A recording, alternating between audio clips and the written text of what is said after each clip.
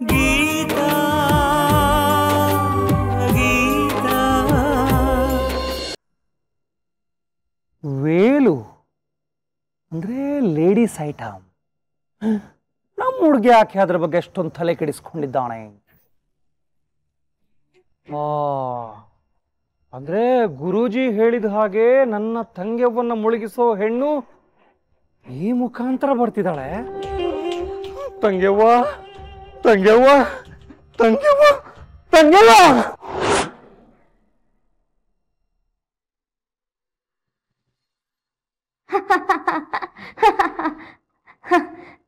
ಯಾಕಂಕಲ್ ನನ್ ಜೋಕಾಗ ನಗು ಬರ್ತಿಲ್ವಾ? ಬಯಸಿದ್ದು ಸಿಗದೇ ಇರೋ ನನ್ನ ಜೀವನದಲ್ಲಿ ಅದಾಗದೆ ಏನೇ ಬಂದರೂ ನಾನು ಸ್ವೀಕರಿಸೋಲ್ಲ.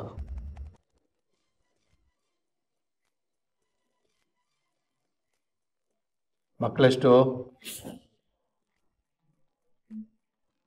ನಂಗಿನ್ನೂ ಮದ್ವೆನೇ ಆಗಿಲ್ಲ ಅಂಕಲ್. ಅಷ್ಟನ್ನು ಗೊತ್ತಾಗಲ್ವಾ? ನಿಮ್ಮ ಅಪ್ಪಂಗೆ ನೀವು ಎಷ್ಟು ಜನ ಮಕ್ಕಳು ಅಂದೆ? 3. ಮೇಲು?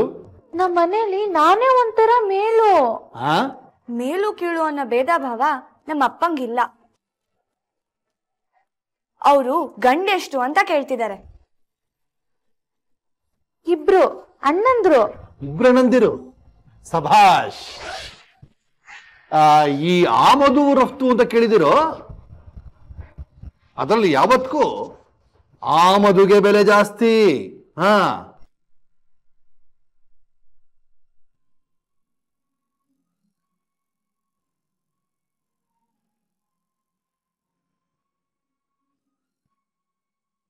ರೇ, ಏನು? ಗೀತಾ ಬಂದ್ಲು, ಅವಳ ಫ್ರೆಂಡ್ಸ್ ನೇನು ಅನ್ಬೇಡಿ.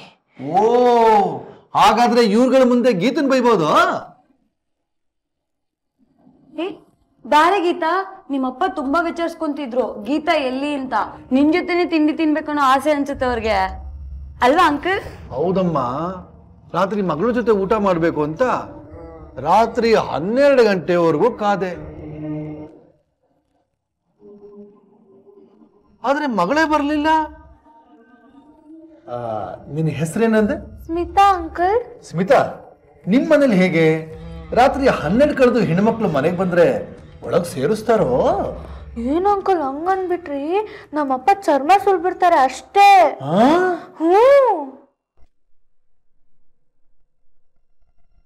ಈಗ ಬೇರೆಯವ್ರ ಮನೆ ಹೆಣ್ಮಕ್ಳು ರಾತ್ರಿ 12ಕ್ಕೆ ನಿಮ್ ಮನೆಗೆ ಬಂದ್ರೆ ನಿಮ್ಮಪ್ಪ ಏನ್ ಮಾಡ್ತಾರೋ? ಏನ್ ಮಾಡ್ತಾರೋ ಅಂತ ಕೇಳ್ತಿರಲ್ಲ ಅಂಕಲ್, ಬಾಗ್ಲೇ ತೆಗಿಯಲ್ಲ. ಸಭಾಷ್. ನಾನು ನಿಮ್ಮ ಅಪ್ಪಂದ್ರಿಂದ ಕಲಿಯೋದು ಬೇಕಾದಷ್ಟಿದೆ ಬಿಡ್ರಮ್ಮ. ರೀ, ಯಾಕ್ರಿ ಕೈ ತೊಳೆದ್ರಿ? ಇನ್ನೊಂದು ದೋಸೆ ಹಾಕೊಳ್ರಿ, ಬಿಸಿ ಆಗಿದೆ.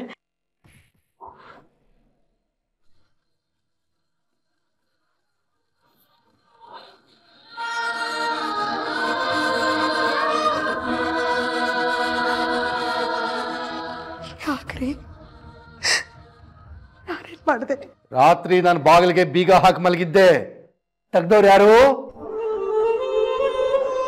ನಾನೇ. ಅದಕ್ಕೆ ನಿನ್ಗೆ ಏಟು?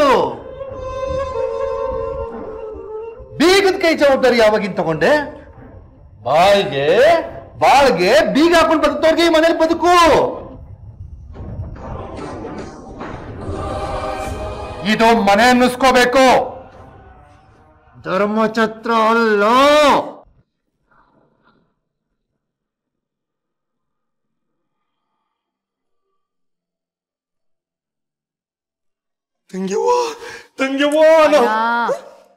ಅನಾಹುತ ಆಗೋಗಿದೆ. ಫಸ್ಟ್ ಆರ್ತಿ ತಗೋ. ಏನ್ ತಂಗ್ಯವ್ವ, ನಾನೇನು ಹೇಳ್ಬೇಕು ಅಂತ ಬಂದೆ. ತಂಗ್ಯವ್ವ, ಅನಾಹುತ ಆಗೋಗಿದೆ. ತಂಗ್ಯವ್ವ, ಅನಾಹುತ ಆಗೋಗಿದೆ. ಕಿವಿ ನೆಟ್ಗ ಮಾಡ್ಕೋ, ಹೃದಯ ಗಟ್ಟಿ ಮಾಡ್ಕೋ ತಂಗ್ಯವ್ವ. ಈ ವಿಷಯ ಕೇಳಿದ್ರೆ ಇದು ಅಂತಿಂತ ಬ್ರೇಕಿಂಗ್ ನ್ಯೂಸ್ ಅಲ್ಲ ತಂಗ್ಯವ್ವ. ಏನೇನೋ ಬ್ರೇಕ್ ಆಗ್ಬೋದು ಅಂತ ನ್ಯೂಸ್ ಇದು. ಅಣ್ಣ, ಬೆಳಿಗ್ಗೆ ಬೆಳಿಗ್ಗೆ ದೇವ್ರ ಆರ್ತಿ ನನ್ನ ಕೈಯಲ್ಲಿದೆ. ಏನ್ ಅಪಶಕ್ರದ ಮಾತು ಅಂತ ಆಡ್ತೀಯೋ?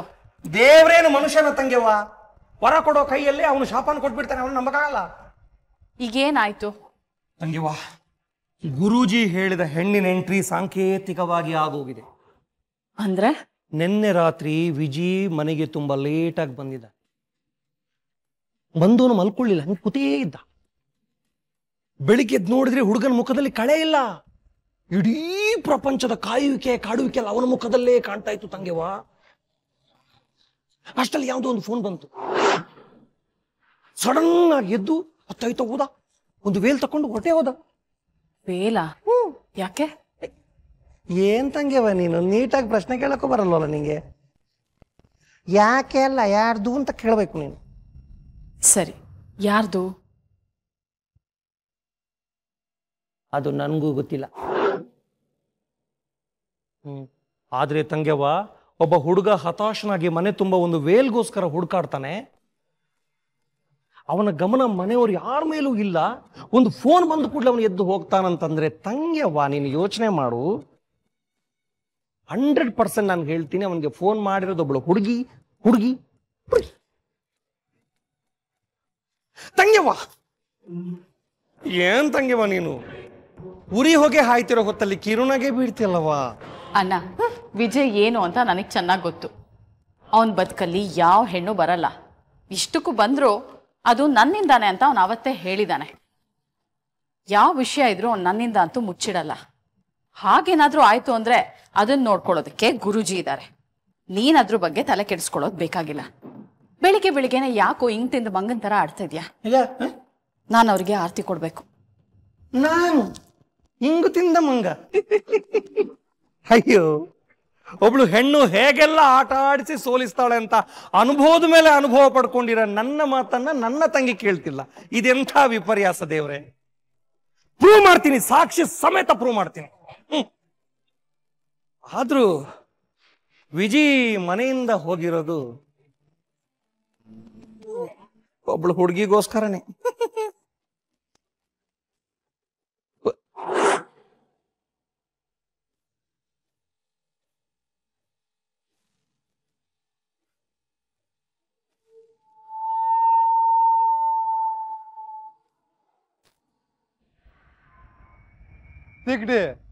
ವಿಜಯ್ ತುಂಬಾ ಬೇಜಾರ್ ಮಾಡ್ಕೊಂಡಿದ್ದಾನೋ. ನೀನೇನು ಹಿಂಗ್ ಹೇಳ್ತಿದೀಯಾ? ಹೊಡ್ದಿರೋದು ಕಪಾಳಕ್ಕೆ. ವಿಜಿಗೆ ಸುಮ್ನೆ ಟಚ್ ಮಾಡಿದನು ಸುಮ್ನೆ ಬಿಡಲ್ಲ. ಅದ್ರಲ್ಲೂ ಕಪಾಳಕ್ಕೆ ಯಾರೋ ಹೊಡೆದೋಗಿದ್ದಾರೆ. ಸುಮ್ನೆ ಬಿಡ್ತಾನಾ ಮಗ? ಯಾವ್ದಾರ ಗಂಡ್ಸ್ ಹೊಡೆದಿದ್ರೆ ಅಡ್ಜಸ್ಟ್ ಮಾಡ್ಬೋದಿತ್ತು. ಅದೇ ಯಾರು ಹೊಡೆದಿದ್ದಾರೆ? ಹೆಣ್ಣು. ಅದು ಎಲ್ಲಿಗೆ? ಕೆನ್ನೆಗೆ. ಅವಳಿಗೆ ವಿಜಿ ಯಾರು ಅಂತ ಗೊತ್ತಿಲ್ಲ. ಗೊತ್ತಿದ್ರೆ ಈ ತರ ಹೊಡಿತಿದ್ಲಾ?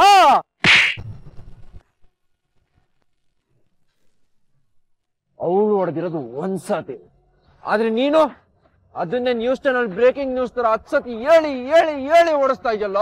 ಸಾರಿ ವಿಜಿ, ಸಾರಿ ಕಣಲ್ಲ. ಸಾರಿ ಅಂತೆ ಸಾರಿ. ಮೊದ್ಲವಳು ನನ್ ಕೈಗೆ ಸಿಗ್ಬೇಕು. ಎಲ್ಲ ಸೀಟಿ? ವಿಜಯ್ ರಾತ್ರಿ ಹೊಯ್ಸಳ ಡ್ರೈವ್ ಮಾಡ್ತಾ ಇದ್ದೆ ಇದೇ ಸರ್. ನಿನ್ನೆ ರಾತ್ರಿ 4 ಜನ ಹುಡುಗಿರ್ನ ಎಲ್ಲಿ ನಿಲ್ಸಿದ್ರಿ? ದೇವಸ್ಥಾನ ಬಿದ್ದೀನಿ. ಅಲ್ಲೆಲ್ಲಿ?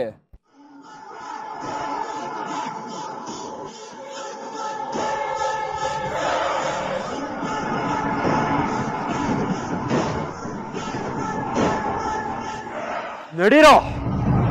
ಅಲ್ಲ ಮಗ, ಇಷ್ಟಕ್ಕೂ ಆ ಹುಡುಗಿರು ಅಷ್ಟೊತ್ತಲ್ಲಿ ಕಾಲೇಜಲ್ಲಿ ಏನೋ ಮಾಡ್ತಾ ಇದ್ರು. ಅದನ್ನ ತಿಳ್ಕೊಳಕ್ಕೆ ಅಲ್ವೇನೋ ಹೋಗ್ತಾ ಇರೋದು. ಅದನ್ನ ಕಟ್ಕೊಂಡು ಯಾವನಿಗೆ ಏನಾಗ್ಬೇಕೋ ಕಾರಣ ಬೇಕಾಗಿಲ್ಲ. ನನ್ ಕೆನ್ನೆ ಕೊಡ್ದವಳ ನಾನ್ ಸುಮ್ನೆ ಬಿಡಲ್ಲ. ಶಶಿ, ತೆಗಿಯೋ ಗಾಡಿ.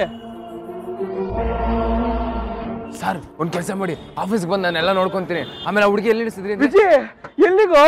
ದೇವಸ್ಥಾನ ಬೀದಿಗೆ.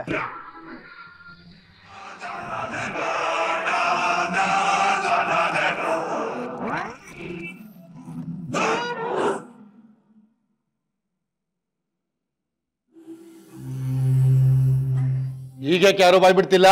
ತಪ್ಪು ಮಾಡಕ್ಕೊಬ್ರು, ಅದನ್ನ ಸಪೋರ್ಟ್ ಮಾಡಕ್ ಇನ್ನೊಬ್ರು. ಒಟ್ಟಲ್ಲಿ ಸಂಸಾರದಲ್ಲಿರೋ ಒಬ್ಬ ಗಂಡಸಿನ ವಿರುದ್ಧ ನೀವೆಲ್ಲ. ನಿನ್ ಮಗಳಿಗೆ ಹೇಳೆ ಸುಶೀಲಾ, ಸ್ವತಂತ್ರ ಕೊಟ್ಟಿದ್ದೀನಿ ಅಂತ ಮೆರ್ದಾಡ್ಬೇಡ ಅಂತ ಹೇಳು. 4 ಸಂಪಾದನೆ ಮಾಡಿ ಜಗತ್ತೆಲ್ಲ ನಂದೆ ಅನ್ನೋ ಅಹಂಕಾರ ಮೀಸೆ ತಿರ್ಗೋ ಗಂಡಸ್ಕೊಪ್ಪುತ್ತೆ, ಪಾತ್ರೆ ತಿಕ್ಕೋ ಹೆಂಗಸಿಗಲ್ಲ.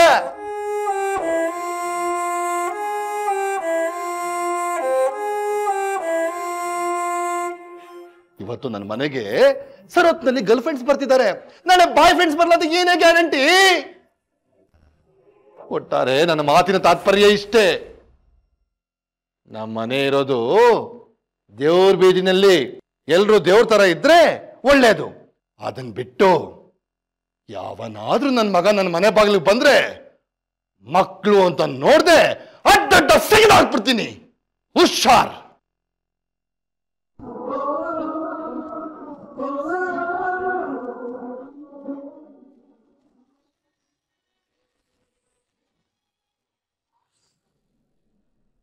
ವಿಜಿ, ಇದೇ ದೇವಸ್ಥಾನದ ಬೀದಿ.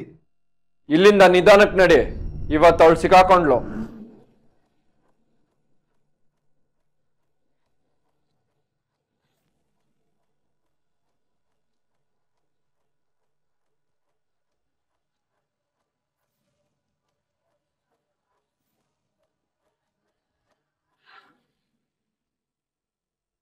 ಸಾರಿ ಕಣ್ರೆ, ನಾನು ಮೊದಲೇ ಹೇಳಿದ್ನಲ್ಲ ನಮ್ಮಪ್ಪ ತುಂಬ ಸ್ಟ್ರಿಕ್ಟ್ ಅಂತ.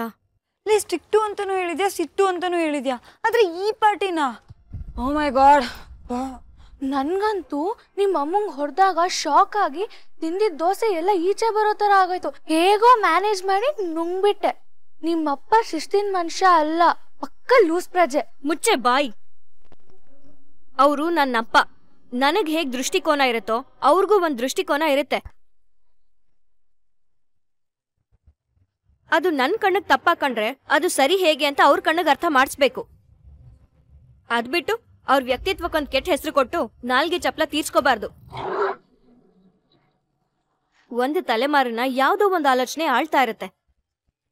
ಅದನ್ನ ಬದಲಾಯಿಸ್ಬೇಕು ಅಂದ್ರೆ ಇನ್ನೊಂದು ತಲೆಮಾರು ಕೆಲಸ ಮಾಡಲೇಬೇಕು. ಅದು ನಾವು. ಅವಾಗ್ಲೇ ನಮ್ಮ ಅಪ್ಪನ ಹತ್ರ ಏನ್ ಹೇಳ್ದೆ? ಅಂಕಲ್, ನಾವೇನಾರು ರಾತ್ರಿ ಮನೆಗೆ ಲೇಟಾಗಿ ಹೋದ್ರೆ ನಮ್ಮ ಚರ್ಮನೇ ಸುಲಿತಾರೆ ಅಂತ ಹೇಳ್ದವ್ರು ಯಾರು? ನೀನೇ ತಾನೇ? ನೀನೇನ್ ಹೇಳ್ದೆ? ಅಂಕಲ್, ರಾತ್ರಿ ನಾವು ಮನೆಗೆ ಲೇಟಾಗಿ ಹೋದ್ರೆ ಬಾಗ್ಲೇ ತೆಗಿಲ್ಲ ಅಂತ ಹೇಳ್ದವ್ರು ಯಾರು? ಈಗ ಹೇಳಿ, ನಮ್ಮಪ್ಪನಲ್ಲಿರೋ ಬುದ್ಧಿ ನಿಮ್ಮಪ್ಪಂದ್ರಲ್ಲೂ ಇದೆ ತಾನೇ? ಹಾಗಂತ ನಿಮ್ಮಪ್ಪಂದ್ರಿಗೆ ನಾನೇನಾರು ಅನ್ನ?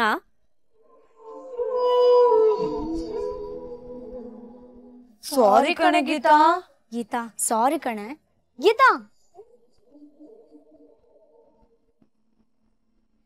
ನೀವ್ ಯಾರು ಸಾರಿ ಕೇಳೋದ್ ನನಗೆ ಇಂಪಾರ್ಟೆಂಟ್ ಅಲ್ಲ. ಸಮಸ್ಯೆನ ಹೇಗ್ ಬಗೆಹರಿಸೋದು ಅನ್ನೋದ್ರ ಕಡೆ ಗಮನ ಕೊಡಿ.